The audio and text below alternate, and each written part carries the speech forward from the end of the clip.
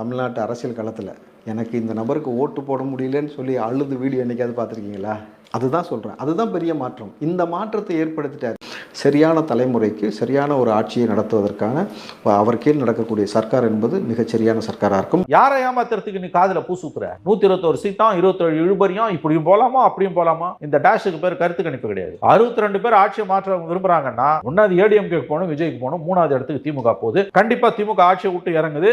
இது எல்லாத்தையும் சம பண்ணி ஒன்னு சொல்லிடலாம், தொங்கு சட்டமன்றம், கிளியர் தொங்கு சட்டமன்றம், யாருக்கும் எவனுக்கும் மெஜாரிட்டி இல்லைன்னு சொல்லிடலாம். அதை சொல்ல துப்பு இல்ல. 62% ஆட்சி மாற்றம் வேணும்ட்டு 121 சீட்டு திமுக கூட்டணிக்கு வரும், 27 சீட்டு இழுபறினா அப்ப 62% ஆட்சி மாற்றம் வேணும்ன்றவன் யார்? நீங்கள் விரும்பும் முதலமைச்சர் 46% விஜய், 28% ஸ்டாலின், 26% எடப்பாடி. இது என்னங்க கருத்து கணிப்பு? நீயும் குழம்பி மத்தவனையும் குழப்பி ஏதோ உனக்கு நோக்கம் இருக்குது, உனக்கு சொல்றதுக்கு தைரியம் இல்ல, அப்ப பொத்தின்னு இருக்கணும், சொல்லக்கூடாது. பணத்தை வாங்கிட்டு விசில் போட்டிருக்காங்க. அது மாதிரி அதிமுக பணத்தை வாங்கிட்டு ஓட்டு போட்டிருக்காங்க. இந்த மாதிரி விஷயம் இப்பதான் நடந்தது. இதுக்கு முன்னாடி பணத்தை வாங்கிட்டானா அந்த ஓட்டு போட்டுருவாங்க, ஒரு ஓட்டு 4 ஓட்டு போடுறாங்க. இதுல இன்னொரு விஷயம் என்னன்னா, பிள்ளைங்க அப்பாட்ட அப்பா சத்தியம் பண்ணு, இந்த மாதிரி நீ தான் ஓட்டு போடுவியா அப்படின்ற விஷயமும் யதார்த்தமா பார்க்க வேண்டியது இருக்கு. சரி, இதுதான்னா தாத்தாக்கள் கூட பிள்ளை பேரமாறல் விட்டு, தாத்தா நீ டிவி கேட்க இந்த நம்பர்ல ஓட்டு போடு தாத்தா அப்படின்ற விஷயமும் உருவாயிருக்கு. இது ஒரு விசித்திரமான தேர்தல். அதை சொன்ன ஒரு அதிர்ஷ்டசாலியை விஜயா பார்க்க